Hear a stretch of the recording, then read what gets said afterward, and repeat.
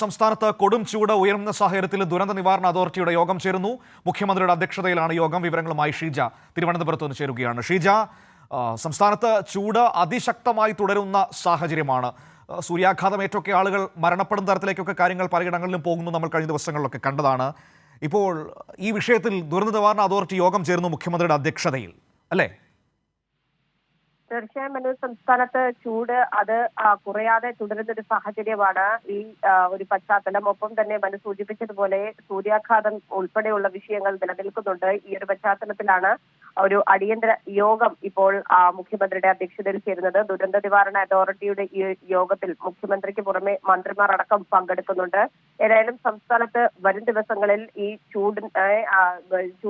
ചൂട് ആ രീതിയിൽ തന്നെ വരുന്ന ദിവസങ്ങളിൽ കൂടി തുടരും എന്നുള്ളൊരു അറിയിപ്പാണ് കേന്ദ്ര കാലാവസ്ഥാ നിരീക്ഷണ കേന്ദ്രത്തിൽ നിന്നും വന്നിട്ടുള്ളത്. അതിന്റെ ഒരു പശ്ചാത്തലത്തിൽ ഏതൊക്കെ തരത്തിലുള്ള നടപടികളാണ് തുടർന്ന് ഇനി കൈക്കൊള്ളേണ്ടത്? നിലവിൽ ദുരന്ത നിവാരണ അതോറിറ്റിയുടെ അധ്യക്ഷതയിൽ സംസ്ഥാന വ്യാപകമായി തന്നെ വേണ്ട മുൻകരുതൽ നടപടികൾ സ്വീകരിച്ചു വരുന്നുണ്ട്. അതോടൊപ്പം തന്നെ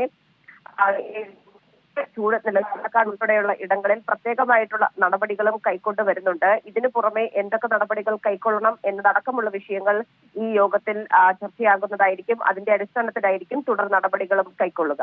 മനു, ശരി. ഷീജയാണ് വിവരങ്ങൾ നൽകിയത്. കടുത്ത ചൂട് തുടരുന്ന പശ്ചാത്തലത്തിൽ മുഖ്യമന്ത്രിയുടെ അധ്യക്ഷതയിൽ ദുരന്ത നിവാരണ അതോറിറ്റി യോഗം ചേരുകയാണ്.